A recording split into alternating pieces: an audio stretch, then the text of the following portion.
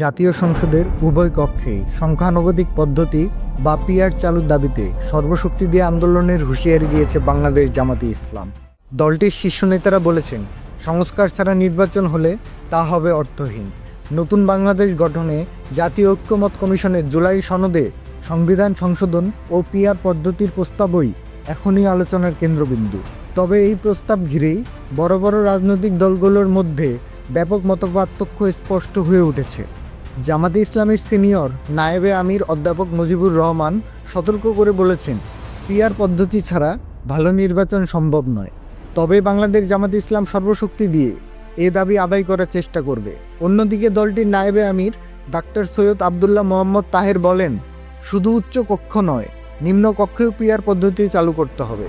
তা না হলে এর প্রভাব সীমিতই থেকে যাবে।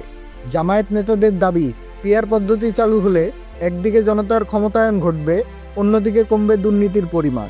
সংস্কার ছাড়া নির্বাচন হলে তা হবে আওয়ামী আমলের মতোই অর্থহীন প্রহসন।